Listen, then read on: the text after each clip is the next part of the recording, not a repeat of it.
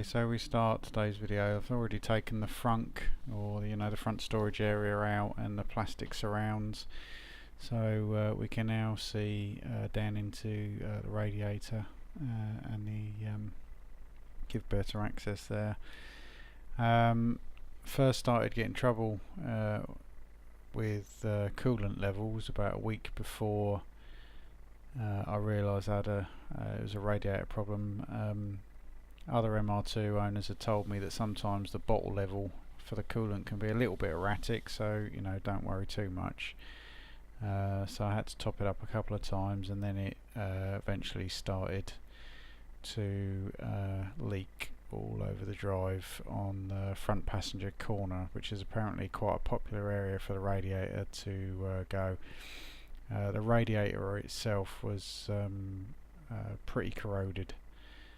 I'm not sure if this is going to be a particularly comprehensive how-to, because I had some problems along the way and forgot about the videoing element. So if you've got any questions for what I did, then certainly post them in the comments section, and I'll come back to you as soon as I can. As always, people, I'm not a trained mechanic. I just like to fix stuff myself and save a shed load of cash. My local garage quoted a few £100 to do this change, and in reality the replacement radiator, which had come recommended, was around £45, and I bought concentrated coolant for £25, and I think it was deionized water to mix it with for a 50-50 mix. So once you've just seen me take the front storage supports out, you need to unclip the power connectors to the radiator, and then there's two bolts that hold the radiator on. You can see that one there. Just take them out. There's one each side, and then the fan assembly there, it just lifts straight out. It's on sort of these little peg mounts at the bottom. It will take a little bit of manoeuvring just to take it out there, but it's not hard, and you'll be able to do that quite easily, and then that will give you the access you need to the actual radiator itself. I did this over 2 days, the radiator change, coolant replacement, and start to finish I'd say it probably took me about 4 or 5 hours. I didn't rush. I was trying to film at the same time as best as I could, but I did run into problems trying to get the under tray off, so I had to sort of cobble together a bit of a drain system, which I'll talk about later. It's going to be a bit of narration as I'm doing now, and then there's some actual discussion about what I was doing on the video, which will be coming up a bit later on. Oh yeah, here someone had cable tied. I don't know if Toyota had done that or somebody else, but there was a cable tie on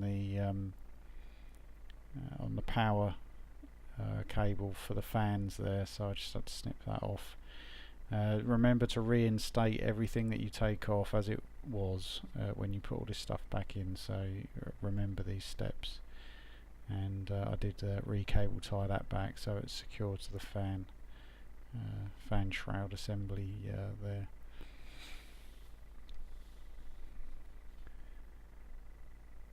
The coolant, just while I'm fiddling around there, the coolant you need for the MR2 is ethanol glycol based coolant, which I think is generally red, but make sure you do check it and get the right one, because if you mix the wrong ones they will chemically react with each other and create this horrible sludge, which is going to cause you all sorts of problems. Now as you look to the bottom left, as we're looking at it, the radiator there, it was pretty heavily corroded, and the slats were rusted to the point where they were moving around, and it was just leaking on that far corner. and that's where the water was dripping out. There's a better picture of it there. There was lots of the aluminium fins there sort of dropped out in the pan. Now this bit is where you'll take the fittings off to take that under tray off. You have to, the manual says you've got to undo the under bumper nuts, and they came off okay to a fashion. The problem I had was I started doing this sort of around lunchtime, and I needed the car ready for the following Monday, and I started doing this on the Saturday sort of afternoon. So to give myself better access under there, I did jack the car up, put it on axle stands to give me better access to the front. But do remember, when you're bleeding the system with the coolant, the car needs to be level, otherwise you'll have all sorts of problems with airlocks. So if you do jack the front of the car up for better access underneath for bolts and clips and things, either put the whole car, all four corners on axle stands, or when you're done just remember to drop it down so the car's level, otherwise you will have some trouble.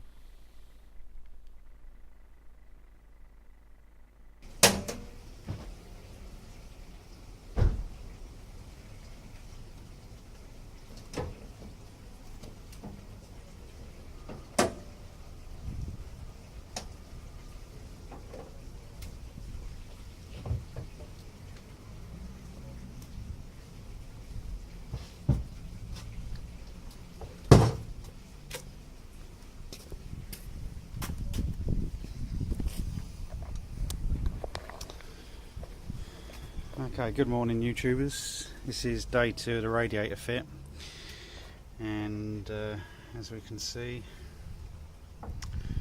got a radiator in yesterday. Not without some problem though.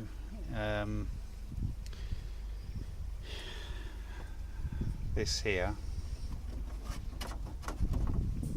I'm supposed to take this off, and this is where I run into problems, because a lot of the bolts had rusted on and I was starting to lose the day, so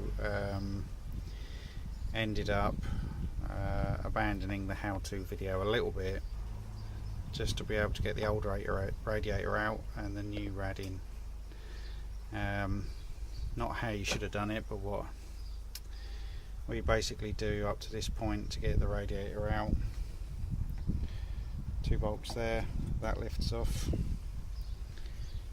2 bolts there, that lifts off.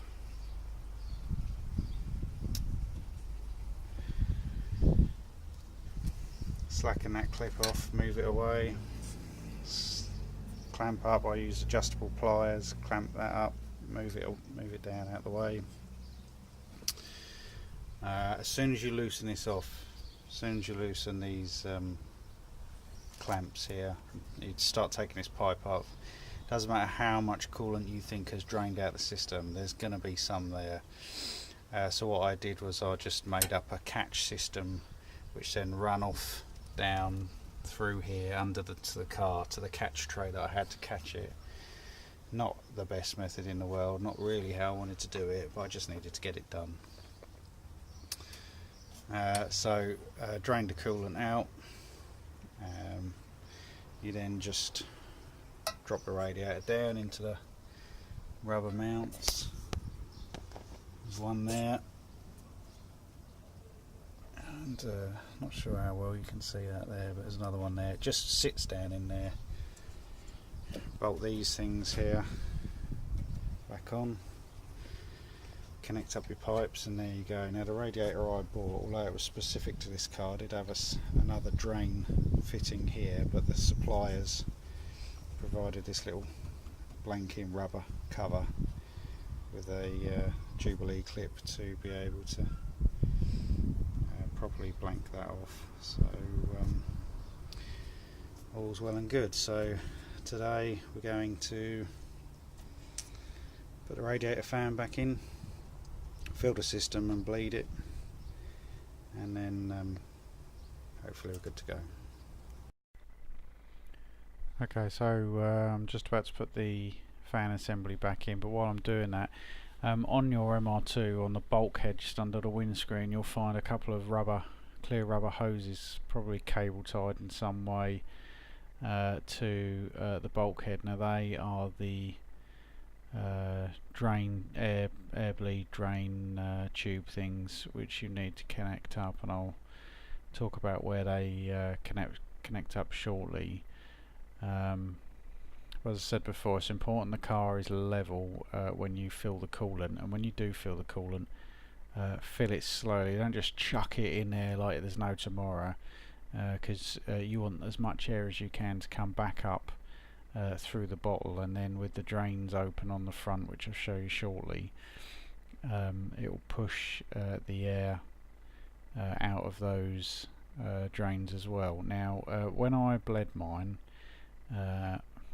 I didn't have any trouble at all. I made sure that the heater was on hot, so the heater matrix was open, and I didn't have any troubles.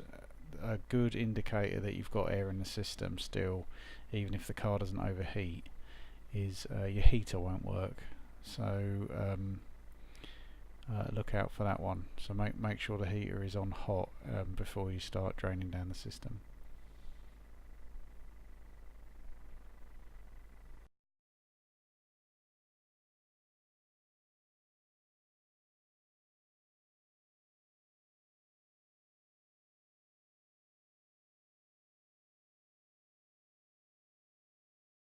Okay, so got the service hoses connected. One goes on here. You need to make sure this drain is open to let the air out. And then the other one connects here, and you need to make sure that drain is open to let the air out. And then however you want to do it, I did a bit of masking tape. Just tape it up to the bonnet. You need the hoses at least higher than the water bottle at the back. Okay, the system itself takes about, I think it's 10.7 litres of coolant. So if you buy concentrated like I did, you'll need just over 5 litres if the system is completely drained. Once you've filled the car, get the car up to operating temperature, and as you're filling, just you know, check at the front, make sure you got air bubbles and so forth pulling out through those hoses at the front, and fill the system slowly from the bottle. Then once you've got the coolant up to the level in the bottle, start the engine, have it run for about 5 minutes, get up to temperature, and then hopefully you should all be good. If you do find that you have some trouble, people have done things such as jacking the back of the car up. They found that has helped, but following what it says in the Toyota manual for filling the system using the air bleed hoses on the front there, as I say, I didn't have any trouble at all. So all told, I think this repair cost me something in the region of about £80, including the cost of the radiator, the coolant, and a few hours of my time. So if you've got any questions about this, I'm sorry it's not as comprehensive as I would have liked.